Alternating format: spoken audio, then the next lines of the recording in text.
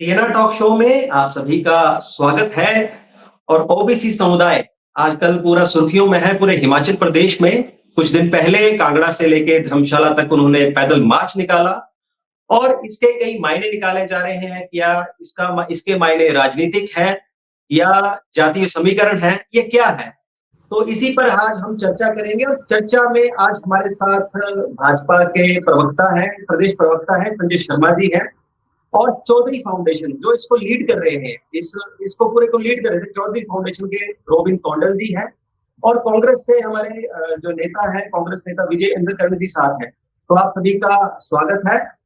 और सबसे पहले मैं शुरुआत करूंगा रोबिन कौंडल जी से। रोबिन कौंडल जी, क्यों जरूरत पड़ गई इस पैदल मार्च को निकालने के लिए? जी सुनील जी, बहुत बहुत धन्यवाद। आपने मुझे अपने स्टूडियो पे पहुंचने का मौका दिया और इंटरव्यू आपने ऑर्गेनाइज करवाई है ताकि हम अपने जो मुद्दे हैं वो जनता के सामने रख सके और सरकार के सामने रख सके। सो ये सीधा सा क्लियर सा एक मुद्दा है कि 93rd अमेंडमेंट आप देखिए 2005 में जो है ये प्रधानमंत्री श्री मनमोहन सिंह जी की सरकार में ये जो है केंद्र सरकार ने लागू किया था। और आप देख लीजिए आज 20 साल हो गए हैं, ये 93rd अमेंडमेंट जो है हिमाचल की दोनों सरकारों में, चाहे कांग्रेस हो चाहे बीजेपी हो, इन्होंने इसको हिमाचल में लागू नहीं किया, जबकि पूरे देश की अलग अलग सभी राज्यों में ये लागू हो चुका है। सो अब 1 साल हो या 2 साल हो, 3 साल हो, 10 साल हो, लोग वेट कर सकते हैं। अगर आप 19 साल किसी के हाथ नहीं दोगे तो वो कितनी की देर घर में चुप रह के बैठे रहेंगे। तो हमने दोनों सरकारों में बहुत बार ज्ञापन दे चुके हैं, अलग अलग लीडरों के पास जा चुके हैं, लेकिन मुझे लगता है शायद ये हमारे ज्ञापन लेके हमारे जाने के बाद कूड़े में फेंक देते हैं, क्योंकि विधानसभा में ये बात को उठाते हैं नहीं। जब भी कोई चुनाव नजदीक आते हैं, ये ओबीसी सम्मेलन करवाते हैं, बहुत बड़े बड़े सभी ओबीसी के लोगों को इकट्ठा करते हैं, भीड़ इकट्ठी करते हैं, वोट लेते हैं, सो यही हमारे मुख्य मुद्दे थे। हम अपनी 93rd अमेंडमेंट के मुद्दे को लेकर जो है ये हमने जो है ऑर्गेनाइज रैली की थी। जी, थैंक यू। लेकिन इसके तो मायने पॉलिटिकल निकाले जा रहे हैं, क्योंकि जब मतलब अभी जब सरकार बनी उसके बाद कोई मार्च नहीं निकाला गया, कुछ नहीं हुआ। और अब जबकि इलेक्शन को 2 साल रह गया, पंचायत इलेक्शन सामने है और इस तरह का पैदल मार्च निकाला जा रहा है। जी जी जी, सुनील जी, ऐसा कोई राजनीतिक हमारा मुद्दा नहीं है, ना ही हम कोई राजनीति की तरफ जा रहे हैं। ये मैंने अपनी स्पीच में पहले भी कहा था, और जब हमने जो है धर्मशाला में जब भी मैंने स्पीच दी थी तब भी यही कहा था कि हमारा कोई राजनीतिक एजेंडा नहीं है, हमें सरकार से अपने हक चाहिए। और मैं ये बात भी बोल चुका हूँ कि जो सरकार इस हक को लागू करवाएगी हम उनके लिए उनका समर्थन करेंगे। तो इससे ज्यादा हम क्या कह सकते हैं? हम तो यही कह रहे हैं कि हमें हमारा हक दो और हमसे आप सपोर्ट लो। तो राजनीतिक हमारा एजेंडा कोई नहीं। अभी 2 साल बहुत ज्यादा होते हैं, तो मैं भी 750 या 780 दिन के लगभग ये होते हैं, तो बहुत ज्यादा आप इसको लेके चले। 2 साल बहुत ज्यादा है। अगर ऐसा हमने राजनीति करनी होती तो हम चुनावों से 6 महीने पहले जागते, या चुनावों से 6 महीने पहले इस मुद्दे को उठाते। देश तो इतना आगे बढ़ रहा है, अभी ये सारी चीजें, जातीय जो चीजें हैं ये तो धीरे धीरे कम हो रही है, तो आप इसको क्यों बढ़ाने की कोशिश कर रहे हो? ये जरूरी क्या है इसकी वजह से? सारे समुदाय तो बराबर है। ये जी जी, ये ऐसा है सुनील जी, ये कोई मतलब जातिवाद नहीं है, ये हमारा संवैधानिक हक है। आप खुद सोचिए, जो संविधान ने हमें अधिकार दिया, देखिए एससी को रिजर्वेशन दी है 15%, एसटी को दी है 7%, ईडब्ल्यूएस को दी है 10%, 10%, ठीक है। तो जब ओबीसी वर्ग को 27% दी है, तो फिर उनको भी तो उनका संवैधानिक अधिकार मिलना चाहिए ना। ये कोई जातिवाद का मुद्दा नहीं है, ये तो हमारा संवैधानिक अधिकार है। तो हम तो जो अधिकार हमें भारतीय संविधान ने दिए हैं, हमारा महान संविधान है भारत का, तो हमें वो अधिकार ही मांग रहे हैं। हम उससे अलावा तो बाहर तो कुछ चीज मांग ही नहीं रही, तो हम अपना अधिकार मांगने के लिए जो है सड़कों पर आए हैं। क्योंकि अभी ओबीसी की जो ओबीसी का जो हिस्सा है पूरे प्रदेश में जनसंख्या का, वो करीब 25% के आसपास है। आपकी स्टेट लेवल की ये रैली थी या पैदल मार्च था, जिसमें जो कि मतलब 1200 से या 2000 के बीच में ही लोग आए, तो आपको साथ तो इतना नहीं मिला मुझे लगता है कि समुदाय का। देखिए ऐसा है कि मे भी शायद अगर आपको किसी ने कहा है कि ये 15 से 2000 या 12 से 15 से 1000 बंदे थे, तो अगर आप चाहते हैं तो आपको हम लिस्ट प्रोवाइड करवा देंगे। हमारे पास 19,700 से ज्यादा जो है सिग्नेचर हो चुके हैं। कुछ ऐसे लोग भी हैं जो साइन नहीं कर पाए। तो लगभग ये 20 से 22,000 की जो जनसंख्या थी। और मैं ये भी कह चुका अपने भाषण में कि ये जस्ट एक ट्रेलर है, अभी पिक्चर बाकी है। अभी आप देखते जाइए आगे अगर क्या होता है, अगर हमें हमारे अधिकार मिले तो ये आने वाले समय में पता चल जाएगा। चलिए, टॉक शो में हमारे साथ संजय शर्मा जी भी हैं, और ये बीजेपी के बहुत वरिष्ठ नेता हैं और जो मुद्दा आप उठा रहे हैं 90s में इन्होंने लाठियां भी खाई ऐसी मुद्दे को लेकर। तो संजय शर्मा जी क्या लगता है क्या वजह है इसके पीछे राजनीति क्या वजह लग रही है आपको सारी ये जो ओबीसी का पैदल मार्च है? नहीं, देखिए मैं इसमें कोई बहुत ज्यादा राजनीति नहीं देखता हूँ। जिस तरह से ओबीसी समाज के हमारे दो नौजवान लोगों ने अगर निश्चित तौर पे अगर गैर राजनीतिक तौर पे अगर इस विषय को उठाया है तो मुझे लगता है कि कहीं ना कहीं भीतर कोई दर्द होगा जिसकी वजह से इन्होंने बात को उठाया और मुझे लगता है कि इस मांग को लेकर के अगर ये गैर राजनीतिक तरह से ही रखेंगे और इस विषय का अगर राजनीतिकरण नहीं होता है तो ये अच्छी बात है। और मुझे लगता है कि अगर समाज के भीतर अगर कोई भी वर्ग है और अगर उसमें कोई पिछड़ापन रहा है तो उससे समाज में बराबरी के हक के ऊपर आकर के खड़ा होना वो हर किसी की जिम्मेदारी बनती है और मुझे लगता है कि राजनीतिक दलों की भी जिम्मेदारी बनती है कि उनको उस हक के लिए खड़ा होने में उनका साथ दें। लेकिन मैं साथ साथ उस व्यवस्था को भी पूछना चाहता हूं कि जब इंदिरा गांधी ने 1979 से लेकर के लगभग 90 तक जब विश्वनाथ प्रताप सिंह देश के प्रधानमंत्री थे और वो केवल अपनी कुर्सी बचाने के लिए इस मुद्दे को लेकर के आए थे, लेकिन किन्होंने दबाए रखा। जब हक जो है वो 12 साल तक जो है वो कागजों के भीतर किसने दबाए रखा। और दूसरी चीज ये है कि मैं आज भी चाहता हूं, ठीक है आपको लगता है कि अन्य पिछड़ा वर्ग के साथ कहीं कोई अन्याय हुआ है तो इसमें मुझे लगता है कि अन्य पिछड़ा वर्ग जो है वो सिर्फ हम जातिगत तौर पे ना देख के अगर आर्थिक तौर पे देखें तो इसमें ब्राह्मण भी हैं, इसमें राजपूत भी हैं, इसमें जिस तरह से आप अन्य पिछड़ा वर्ग को कह रहे हैं अन्य जातियों में भी हैं। मुझे लगता है कि समाज के हर वर्ग को अगर साथ लेकर के चलें तो ये बहुत अच्छा रहेगा। और इसमें भी सबसे बड़ी बात जो है जो आजकल जो पहले भी उठती रही है और जो मुझे लगता है कि जो इस आंदोलन का नेतृत्व कर रहे हैं अगर वो भी इस चीज को समझें कि कुछ परिवार ऐसे भी हैं जिनके परिवार 4-4 बार मंत्री रह लिए हैं, कुछ परिवार ऐसे हैं जिनके 3-3 4-4 पीढ़ियां जो है वो ब्यूरोक्रेट रह लिए हैं, कुछ व्यापार में अच्छे चले गए हैं, कुछ तो सब कुल मिलाकर के जो बात उठती थी क्रीमी लेयर वाली, अगर ये भी उस चीज को अगर समर्थन मुझे लगता है पूरे समाज का समर्थन मिलेगा अगर ये क्रीमी लेयर को साथ में ऐड करें, उसको भी साथ में जोड़ें कि जिनको इसका भरपूर बेनिफिट मिल चुका है उन लोगों को एक तरफ रख करके जो वाकई ही समाज के भीतर आज भी जो है वो नून तेल रोटी और समाज में अपने हक के लिए, अपनी नौकरियों के लिए, अपनी पढ़ाई के लिए अगर उनको वो हक नहीं मिला है तो वो हक उनको मिलना चाहिए, वो मांग जायज है। और इसको जितना गैर राजनीतिक रख करके चलेंगे समाज में उनको इतना ही समर्थन मिलेगा। इसलिए मुझे तो इनकी मांगों के लिए शुभकामनाएं हैं। मैं अपनी तरफ से इनको शुभकामनाएं देता हूं कि इस आंदोलन को जितना गैर राजनीतिक बना करके रखेंगे और जितना राजनीतिक लोगों को जितना इससे बाहर रखेंगे उतना ही लाभ जो है वो समाज को, अन्य पिछड़ा समाज को अधिक होगा। मुझे केवल इतनी ही टिप्पणी। एक्चुअली टाइमिंग बहुत इनकी अलग तरह की है ना, क्योंकि आने वाले दिसंबर जनवरी के आसपास पंचायत इलेक्शन होंगे और उसके बाद 2 साल बाद विधानसभा चुनाव है। नहीं टाइमिंग चंदा जी मैं उससे सहमति नहीं रखता हूँ। इतने वर्ष में मैं उस चीज के साथ कोई बहुत ज्यादा इत्तेफाक नहीं रखता हूँ कि टाइमिंग कौन सी है। ठीक है, जब जागे तभी सवेरा, जब जागे तभी सवेरा। तो ठीक है, अगर किसी ने अगर चुनाव आ रहे हैं तो अगर आपको किसी को अगर सरकार को लगता है कि ये चुनाव के बीच में है तो आप चुनाव डेफर कर देंगे। ये कोई अगर किसी के साथ न्याय करना है तो चुनाव का बहाना या फिर चुनाव तो इस देश के अंदर एक ऐसी परंपरा है जो चले ही रहते हैं। कभी पंचायत का चुनाव है, कभी लोकसभा का चुनाव है, कभी विधानसभा का चुनाव है, लेकिन मांगे जो है वो चुनाव के भीतर कहीं ना कहीं दब करके रह जाती है। इसलिए मांग को उठाने का कोई समय नहीं है। मांग जब भी उठी उसके ऊपर तुरंत विचार होना चाहिए।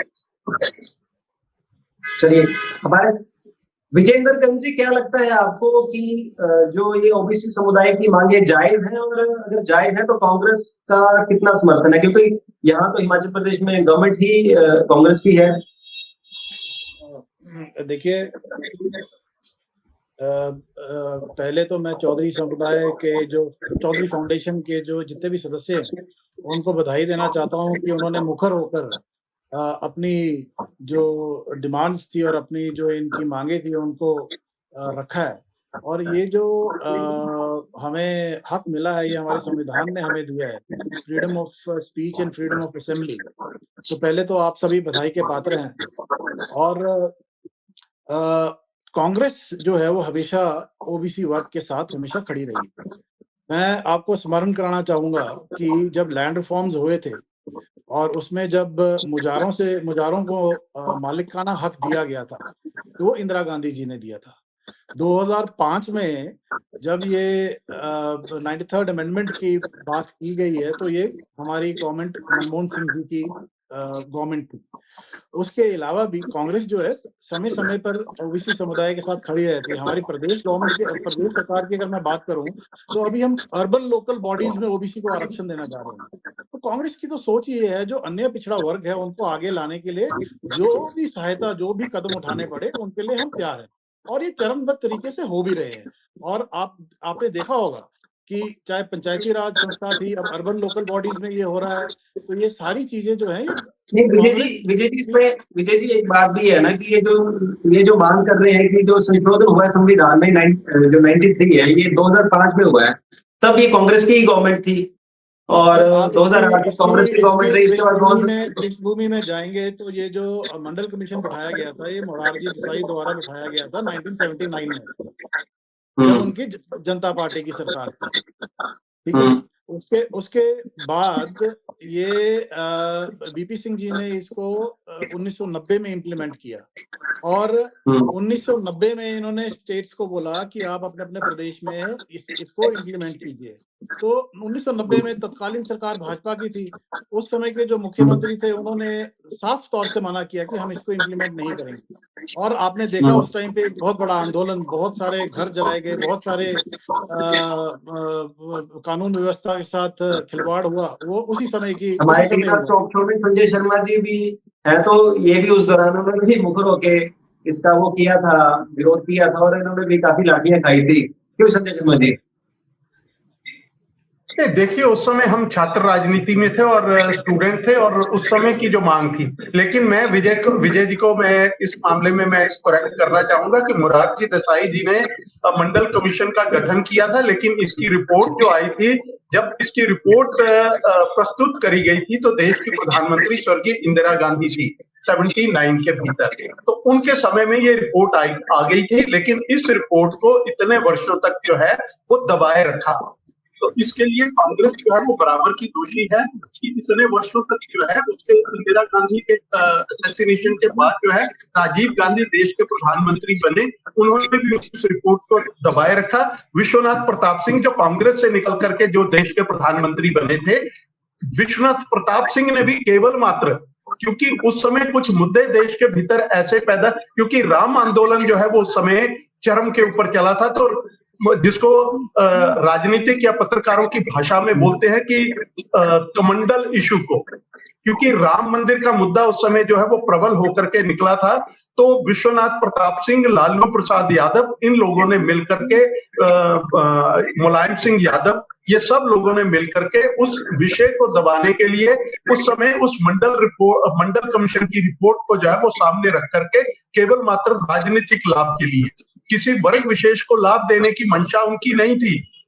अगर मंशा होती तो वो तुरंत और कोई ना कोई उसका पीसफुल समाधान निकल करके अन्य पिछड़ा वर्ग को समाधान की कोशिशें की जाती, लेकिन उसमें पूरी तरह से राजनीतिक लाभ लेने के लिए कांग्रेस ने उसको दबाए रखा।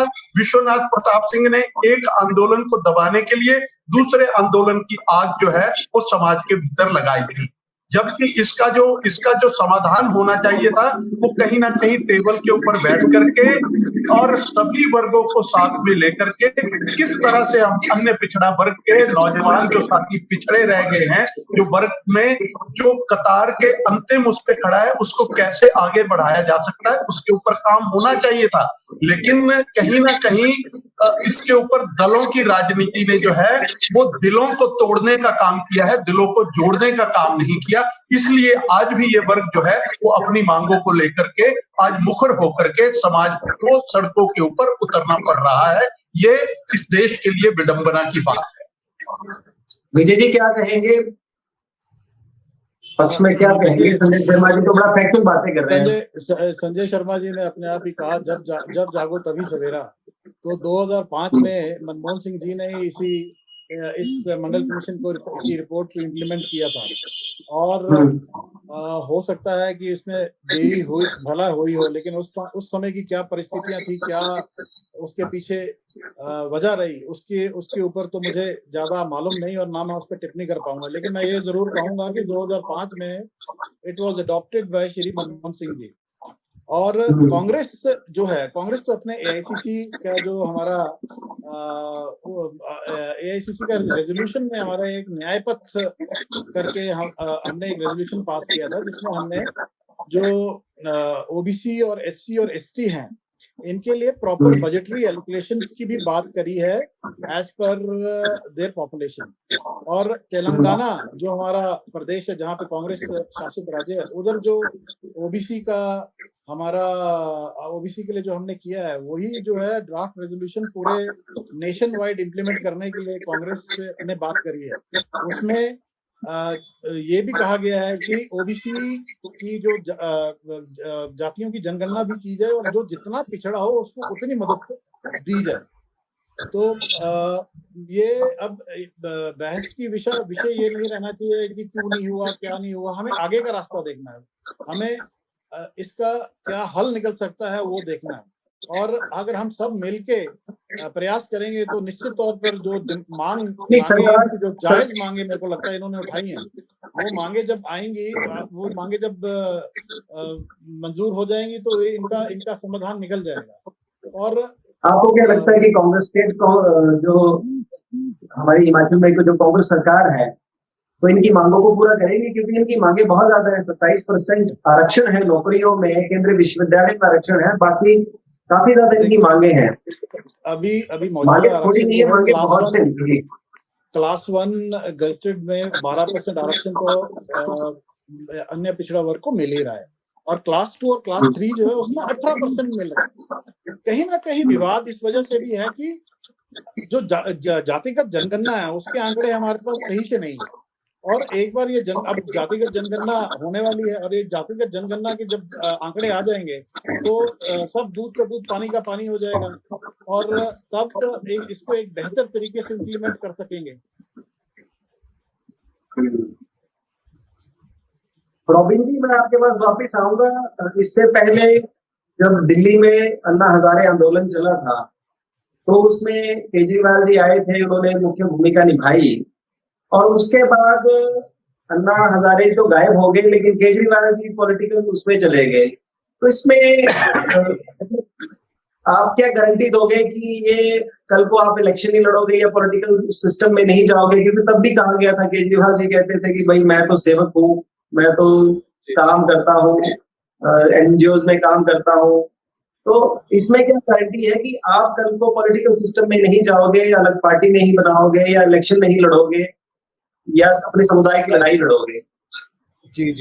देखिए सुनील जी, हमने आज से 4 साल पहले चौधरी फाउंडेशन जब बनाई थी, तो हमारा मुख्य एजेंडा यही था कि जो युवाओं को एजुकेशन प्रोवाइड करना, कोचिंग प्रोवाइड करना, रोजगार के साधन उपलब्ध कराना, ब्लड डोनेशन। तो हम शुरू से इसी चीज पे हमारा कंसंट्रेशन रहता है। और हमें अब भी, मैं ये नहीं कह रहा हूँ, मना नहीं कर रहा हूँ, हमें बहुत से लोग फोन कर रहे हैं कि आप तीसरा विकल्प कुछ तैयार करो, या आप तीसरे विकल्प की तरफ जाते हैं। देखिए ऐसा है कि अगर हम तीसरे विकल्प की तरफ जाएंगे तो लोग फोन कर रहे हैं, जो मतलब जो लोग कोई भी जो हमारे समाज के ओबीसी समाज, नहीं ओबीसी समाज के काफी लोग फोन कर रहे हैं कि मतलब हमें थर्ड विकल्प की तरफ जाना चाहिए। फेसबुक पे कमेंट भी आते हैं, आप भी देख सकते हैं, काफी लोग करते हैं। लेकिन ये होता है कि अगर हम राजनीति की तरफ चलेंगे तो फिर हक कौन मांगेगा? तो हमारा मुख्य मुद्दा ये है कि हमें अपने हक चाहिए। अगर राजनीति की तरफ चलेंगे फिर 10-15 साल 20 साल पीछे रह जाएंगे हम लोग। तो यही होता है कि हमेशा राजनीति की तरफ भी सारे गए। अब देखिए ये संजय सर है या विजय सर है, ये केंद्र की तरफ जा रहे हैं कि केंद्र ने वो किया या उसने वो किया। केंद्र में तो ये लागू हो चुका है, 93rd अमेंडमेंट या मंडल कमीशन जो भी का लागू हो चुका है। बात हमें स्टेट गवर्नमेंट की करनी चाहिए कि स्टेट गवर्नमेंट ने आज तक ये लागू क्यों नहीं किया 19 साल में। तो अभी देखिए माननीय राहुल गांधी जी की बात ये भी है कि अगर आपको आरक्षण देंगे तो बाकी भी तो जाति है ना, राजपूत समुदाय है, ब्राह्मण समुदाय है, उनमें भी तो पिछड़े लोग हैं। सब मांगेंगे फिर धीरे-धीरे तो मैं वही फिर आपको जनरल बता रहा हूँ, कैटेगरी ऐसा का है क्या कि होगा आम आदमी का? 90 जी, जी, 93rd अमेंडमेंट का मतलब है उच्च शिक्षा में आपको जो है ओबीसी को रिजर्वेशन मिलना चाहिए। जो ईडब्ल्यूएस को मिल रहा है सर, एससी को मिल रहा है, एसटी को मिल रहा है, सबको जो संविधान के अकॉर्डिंग मिल रहा है, सिर्फ ओबीसी को नहीं मिल रहा है। ओबीसी को सिर्फ 1-2 सीट मिलती है। तो राजपूत कम्युनिटी हो, ब्राह्मण कम्युनिटी हो या एससी कम्युनिटी, जो भी सबको मिल रहा है पहले से। 10% मिल रहा है ईडब्ल्यूएस को, 15% मिल रहा है एससी को, एसटी को मिल रहा है 7%। ओबीसी को पूरा नहीं मिल रहा, ओबीसी को सिर्फ 1-2 सीट देते हैं। सो शिक्षा जो विजय सर ने बात की है कि रोजगार में जो है या हमारे सरकारी संस्थानों में वो आरक्षण मिल रहा है, मैं मानता हूँ, लेकिन हमें हायर एजुकेशन में आरक्षण नहीं मिल रहा है। तो हमारा 93rd अमेंडमेंट का मुद्दा यही है कि उच्च शिक्षा में हमारे बच्चों को एमबीबीएस की सीट होती है या स्टेट की आप एग्रीकल्चर की सीट्स होती है, जो भी स्टेट्स में जो गवर्नमेंट कॉलेजेस हैं उनमें जो है रिजर्वेशन नहीं मिल रही है हायर एजुकेशन में। तो ये हमारा असली मुद्दा है। तो ये मतलब कहीं आपको लगता नहीं कि नेम फेम पाने के लिए ये सारी चीजें हो रही हैं कि मतलब आजकल एक ट्रेंड चला है कि सोशल मीडिया में ट्रेंड करो, अपने मुद्दे उठाओ और फेमस हो जाओ, उसके बाद इलेक्शन लड़ो। देखिए, मैं सुनील जी इतना आपको विश्वास दिला सकता हूँ, जब तक हमें हमारे हक नहीं मिलेंगे हम पीछे नहीं हटेंगे। ये मैं पहले भी बोल चुका हूँ, क्योंकि अब हमने जी, मैं पहले भी बोल चुका हूँ कि अगला विधानसभा सत्र जो है धर्मशाला में लगेगा, वहाँ भी हम विरोध जारी रखेंगे। और मैं यही बात मैं आपसे पहले भी कह रहा था कि राहुल गांधी जी हमारे बड़े भाई हैं और हम उनका बहुत सम्मान करते हैं। साथ ही नरेंद्र मोदी जी हमारे माननीय प्रधानमंत्री, उनका भी हम बहुत सम्मान करते हैं, और वो ओबीसी कैटेगरी से आते हैं माननीय प्रधानमंत्री मोदी जी। उनसे भी मैंने ये रिक्वेस्ट की थी कि आप भी नेता विपक्ष श्री जयराम ठाकुर जी को बोलिए कि वो भी ओबीसी आरक्षण का समर्थन करें हिमाचल प्रदेश में। और राहुल गांधी जी जो है हमेशा अपने जो है स्पीच में बोलते हैं, लास्ट टाइम भी उन्होंने कुछ दिन पहले बोला कि मैं मानता हूँ गलती की हमने ओबीसी को पूर्ण रूप से जो उनके अधिकार नहीं दे पाए, जो हमें उसके बारे में नॉलेज नहीं थी, लेकिन अब तो उन्हें पता है हिमाचल में क्या हो रहा है, कितने लोग आवाज उठा रहे हैं। तो वो सुखविंदर सिंह सुक्खू जी को एक बार फोन करके बोल सकते हैं, भाई आप उनको हक दे दीजिए, क्योंकि आपकी ही कांग्रेस सरकार हिमाचल में, मनमोहन सिंह आप जो सरकार में ये 93rd अमेंडमेंट लागू हुआ था तब भी आपकी सरकार थी। तो अब 3 साल से हम तो ज्ञापन दे रहे हैं, इससे पहले जयराम ठाकुर जी को भी ज्ञापन दे चुके हैं, तो ये बहुत बार दिया जा चुका है। तो अब जो है आप कह सकते हैं कि बॉल के खेमे में है, अब उनको डिसाइड करना कि क्या करना है। तो आपके इस आंदोलन की अगुवाई मतलब ये पूरा अगुवाई कौन-कौन कर रहा है? कौन-कौन लीडर है इसमें? आप ही अकेले लीडर हो या और भी लीडर्स हैं इसमें? नहीं, हमारी पूरी टीम है, हमारी ओबीसी संघर्ष समिति है। मेरे भाई है सौरभ कोंडल, जो ओबीसी संघर्ष समिति के अध्यक्ष हैं। साथ में क्षत्रिय गृहपति चांग सभा के अध्यक्ष हैं माननीय हमारे सर हैं श्रीकंठ चौधरी जी। ओबीसी कल्याण मंडल भी हमारे साथ है, श्री कर्नल स्वरूप कोहली जी। इसके अलावा ओबीसी की जितनी भी जातियां, चाहे मेहरा हो, धीमान हो, हमारी नाई कम्युनिटी हो, तरखान कम्युनिटी हो, जट हो, सोई कम्युनिटी हो, मतलब जो ओबीसी के अंदर जितनी भी कम्युनिटीज आती है सब हमारे साथ है। और ओबीसी में जो है बड़ा बंगाल और सिरमौर और बिलासपुर की राजपूत और ब्राह्मण कम्युनिटीज भी आती हैं, वो भी हमारे साथ है। और साथ में गोरखा कम्युनिटी भी हमारे साथ ही थी। तो आपको कोई फोन वगैरह भी आया है? क्योंकि कांगड़ा डिस्ट्रिक्ट से जो ओबीसी के आई थिंक एकमात्र एमएलए हैं पवन काजल जी हैं, फिर क्योंकि आपने स्टार्ट ही कांगड़ा से किया और मंत्री हमारे चंद्र कुमार जी हैं, तो आपको वहां से भी कोई कॉल वगैरह आया या उन्होंने समर्थन दिया आपको? अभी ऐसा कोई हमें कॉल नहीं आया स्पेशली कि या हम देखो अभी भी हमने आज ही मैं आपके माध्यम से भी हमारे 68 के 68 एमएलए हैं, उनसे भी रिक्वेस्ट करना चाहता हूं कि आप इस मुद्दे को आप उठाइए, क्योंकि हम पीछे हटने वाले नहीं हैं और हम इस मुद्दे को जो है बहुत ही तगड़े तरीके से विधानसभा में भी उठाएंगे, क्योंकि 3-4 दिन हो गए सभी एमएलए शांत बैठे हैं और कोई भी एमएलए जो है या कोई भी लीडर है ऑपोजिशन का हो चाहे जो है जो पक्ष का हो, वो भी उन्होंने अभी कुछ भी जो बोला नहीं है। और आपने एक चीज बोली कि पवन काजल हो या चौधरी चंद्र कुमार जी हो, उन्होंने कुछ नहीं बोला। देखिए, सिर्फ चौधरी चंद्र कुमार जी, पवन काजल जी ओबीसी के वोट नहीं ले रहे हैं, ठीक है जी। इसके अलावा केवल पठानिया जी हो, चंद्री शर्मा जी हो, या आप बुटेल जी हो या परमार जी हो, जो ओबीसी कम्युनिटी से हर कोई लीडर वोट लेता है, और जो ओबीसी के वोट ले रहा है वो सभी ओबीसी के लीडर हैं। तो सभी को ये आवाज उठानी चाहिए विधानसभा में, जो अभी विधानसभा में है। तो मेरे 68 जितने भी विधायक है, सबसे ये मेरी रिक्वेस्ट है कि आप विधानसभा में इस मुद्दे को उठाइए।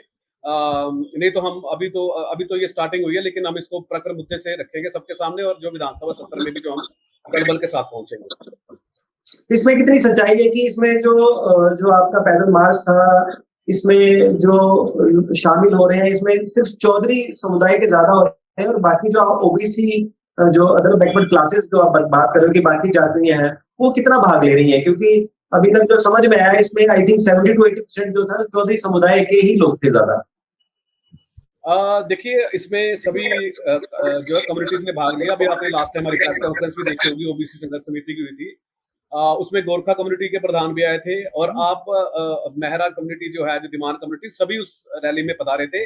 और आपको ये जान के भी बहुत हैरानी होगी कि एससी कम्युनिटी में भी हमारा समर्थन किया था। उनकी भी काफी संख्या में लोग जो है ओबीसी जो है इस जो है संवैधानिक यात्रा में जो शामिल हुए थे। तो सब वर्ग जो है हमारा समर्थन कर रहे हैं और वो भी चाहते हैं कि ओबीसी को भी अधिकार मिलने चाहिए। मेरे राजपूत कम्युनिटी के दोस्त हैं, ब्राह्मण कम्युनिटी के दोस्त हैं, उन्होंने भी मुझे फोन किया और उन्होंने भी समर्थन दिया है कि जो है आपको आपके अधिकार जो है मिलने चाहिए। काफी कंस्टिट्यूंसी से जो चौधरी समुदाय से जो लोग थे उन्होंने इलेक्शन लड़ा था या भी विधायक है, कोई मंत्री है, तो आपकी रैली में वो बहुत ज्यादा कोई शामिल नहीं हो पाए। मेरे ख्याल से संजय चौधरी जी थे और एक वीरेंद्र चौधरी जी थे, बड़े कम पॉलिटिशियन आपकी रैली में आए। देखिए मेरे नॉलेज में तो पॉलिटिशियन रैली में नहीं आएंगे तो फिर कैसे चलेगा? मैडम सरवीन जी को मैं मिला था वहां पे, मेरी उनसे मुलाकात हुई थी। मेरे उसके बाद मुझे पता चला कि आदरणीय अरुण फुक्का जी भी उस रैली में आए थे और विजय जी जो वीरेंद्र जी हैं वो भी आए थे। सो हाँ, आपको आए संजय जी भी वहां पे थे अवेलेबल, मुझे सुनने में आया था। सो ये देखिए ऐसा है कि वहां पे कोई ऐसी राजनीतिक रैली नहीं थी, वो तो सबके अधिकार की रैली है। और हमने किसी भी जो है लीडर्स को वहां पे ऐसा नहीं था कि किसी को स्पेशल हम ट्रीटमेंट देंगे कि वो जहाँ स्पीच करवाएंगे या कुछ ऐसा करवाएंगे। हमारे लिए वहां पे सब बराबर थे और सब जो है बिरादरी की आवाज उठाने आए थे। सबका स्वागत है वहां पे और आपने देखा ही है काफी संख्या में वहां पे लोग बता रहे थे। उसके लिए उन सबका बहुत बहुत धन्यवाद। तो अगला कदम आपका सिर्फ विधानसभा जो लगेगी यहाँ तपोवन में, उसमें आपका प्रदर्शन करने का इरादा है, ऐसा ही है? जी जी डेफिनेटली है। और अभी तो हम सरकार के जो है कोई जो है आधिकारिक बयान क्या आता है उनकी तरफ से, अभी मेरे हिसाब से माननीय मुख्यमंत्री जी भी बाहर है। तो जब वो आएंगे उनकी तरफ से क्या बयान आता है, नेक्स्ट उनका एक्शन क्या है। अभी मेरे जानने में ये भी आया कि माननीय निशु मोंगरा जो ओबीसी के अध्यक्ष हैं वो भी दिल्ली जा रहे हैं, उनको भी वहां पे बुलाया है, मैंने न्यूज पढ़ी थी। तो वो भी दिल्ली में जाके बात करेंगे, मे बी उनकी तरफ से कोई प्लान हो उनकी पार्टी की तरफ से। तो थोड़ा सा हम वेट करेंगे टिल विधानसभा सत्र। उससे पहले अगर कुछ ये आप कह सकते हैं कि गुड न्यूज अगर आती है तो बहुत बहुत बढ़िया है, हम उनका सरकार का धन्यवाद करेंगे। और मैंने ये भी कहा था कि जितनी भीड़ हम जो है इस आंदोलन में लेके आए थे, अगर सरकार हमारी मांग मानती है उतनी भीड़ लेकर जो है हम सरकार का धन्यवाद करने भी आएंगे। नहीं तो इससे पहले स्वर्ण आंदोलन भी हुआ था और यहाँ पे काफी हिंसक प्रदर्शन हो चुका था। और क्या अब ओबीसी समुदाय क्या इस लेवल तक जाएगा जैसे जो स्वर्ण आंदोलन हुआ था, स्वर्णों ने जो किया था? देखिए हम ये तो नहीं कह सकते कि जी जी जी देखिए मैं इतना तो मैं नहीं कह सकता। मैं इतना कह सकता हूँ कि कोई भी कम्युनिटी होती है या कोई भी लोग जब इकट्ठे चलते हैं तो कोई भी ये नहीं चाहता कि हम कोई ऐसा कदम उठाएं जिससे हमारा जो है आंदोलन जो है कमजोर हो। तो जब भी कोई रैली होती है तो कुछ ऐसे लोग होते हैं जो उस रैली को जो है परेशान करने की, कमजोर करने की कोशिश करते हैं। तो मैं ये तो नहीं कहता कि बस स्वर्ण कम्युनिटीज के लोगों ने किया था। सो देखिए आपने हमारी 20,000 की रैली देखी है, मैंने पहली बार ऐसी इतनी बड़ी रैली अपनी जिंदगी में देखी है। मैं पहले भी काफी रैलीज में देख चुका हूँ, ऑनलाइन या ऑफलाइन भी देख चुका हूँ, लेकिन this is the first rally I have ever seen कि जिसमें कोई भी हिंसक आंदोलन नहीं हुआ या कोई भी हिंसक चीजें नहीं हुई। सभी लोग एक साइड पे बढ़िया तरीके से चल रहे थे। और मैं अपनी पुलिस प्रशासन का भी बहुत बहुत धन्यवाद करता हूँ जिन्होंने जो है हमारे साथ वो कांगड़ा से चले और गद्गल तक जो है पैदल, लेडीज जो पुलिस थी और जो जेंट्स पुलिस थी उन्होंने भी बहुत बखूबी साथ निभाया। हमने ट्रैफिक को भी अच्छे ढंग से निभाया और कोई भी ऐसी घटना नहीं हुई जिससे हमारा आंदोलन जो है कमजोर हो। तो संजय जी के पास चलेंगे, अब इसको कंक्लूड करेंगे हम। सर क्या लगता है अब इसका मतलब क्या अंजाम होगा इस आंदोलन का? नहीं, निश्चित तौर पे मुझे तो लगता है कि सरकार को अगर कोई वर्ग जो है वो अपनी मांगों को उठाता है तो निश्चित तौर पे उसके ऊपर जो है वो सरकार को सहानुभूति के साथ, और सहानुभूति क्या कि विशेष करके अगर हक की बात है तो उस हक के लिए जो है वो बैठ करके टेबल पर बैठ करके उस बात का परिणाम निकालने का प्रयास जो है वो सरकारों को करना चाहिए। और उसके ऊपर मुझे लगता है कि ये क्योंकि प्रदेश के भीतर जो है वो कांग्रेस पार्टी की सरकार है तो निश्चित तौर पे मुख्यमंत्री का कर्तव्य बनता है कि जो लोग आंदोलन कर रहे हैं उनके साथ मिलकर के बातचीत करके जो भी समाधान जो है वो इसका निकल सकता है उसके ऊपर काम करना चाहिए। विजय जी क्या कहना है आपका? संजय जी तो कह रहे हैं कि टेबल पर बैठकर परिणाम निकालना चाहिए इसका। क्या लगता है कब तक हो जाएगा ये? किसी भी समस्या का जो हल है वो थ्रू डायलॉग ही निकलेगा। हिंसा हम्म, कोई माध्यम नहीं है अपनी समस्या का हल निकालने का। और मैं बधाई देना चाहूँगा इनको कि इन्होंने एक बहुत अच्छा पीसफुल अपना डेमोंस्ट्रेशन करा, और मैं इनको ये भी कहना चाहूँगा कि आगे भी ऐसे ही अपना पीसफुल तरीके से अपनी बात रखिए और एक सभ्य समाज के निर्माण में अपना योगदान भी दीजिए। और कांग्रेस जहाँ तक है, कांग्रेस निश्चित तौर पे ऐसा तो है नहीं कि मुख्यमंत्री जी इनकी बात सुनेंगे नहीं। वो अभी विदेश दौरे पे हैं, अपनी बेटी के एडमिशन के लिए वहाँ गए हुए हैं। जैसे ही वो वापस आएँगे तो उनके कानों तक ये बात ज़रूर पहुँचेगी, और मुझे ऐसा लगता है पहुँच चुकी होगी। आके वो कोई ना कोई निर्णय लेंगे। और मैंने आपको पहले भी बोला, ये जो अर्बन लोकल बॉडीज़ के अभी जो हमारी नगर निगम के म्युनिसिपल काउंसिल्स के इलेक्शंस होने जा रहे हैं, इसमें पहली मर्तबा ओबीसी के आरक्षण की बात अगर किसी ने की है, तो वो माननीय ठाकुर सुखविंदर सिंह सुक्खू ने की है। ना केवल रिजर्वेशन इनको कॉलेजों में, नौकरी में, बल्कि सिविक बॉडीज में भी रिजर्वेशन की बात की जा रही है। तो कांग्रेस जो है वचनबद्ध है, और कांग्रेस नीतिगत तरीके से, चरणबद्ध तरीके से इनकी जो समस्याएं हैं उनका हल करने का कोई ना कोई रास्ता निकाल लेगी। खैर अब देखते हैं क्या होगा, क्योंकि प्राइमरी शिक्षकों ने भी शिमला में प्रदर्शन किया था अपने हकों के लिए, लेकिन उनको लाठियां मिली थी। और इससे पहले भी कई प्रदर्शन हुए हैं अपने हकों को लेकर, शिमला में हुए हैं और कई जगह हुए हैं, लेकिन मोस्टली जगह लोगों को लाठियां मिली हैं। अब देखते हैं कि ये ओबीसी समुदाय की ओर से जो पैदल मार्च निकाला गया है कांगड़ा से धर्मशाला तक, और उन्होंने 27% आरक्षण मांगा है नौकरियों में और बाकी अन्य चीजों में उन्होंने आरक्षण मांगा है। तो उसको देखते हैं कि सुक्खू गवर्नमेंट इसको कैसे लेती है, क्या इनकी सभी मांगे मान लेती है? अगर मान लेती है तो फिर बाकी समुदाय पर इसका क्या असर पड़ेगा, ये देखना अब आने वाले टाइम में दिलचस्प होगा। और आप सभी हमारे साथ जुड़े द न्यूज़ के साथ यहाँ टॉक शो में रॉबिन कौंडल जी, संजय शर्मा जी और Vijendra Karan ji, thank you very much. Thank you. धन्यवाद।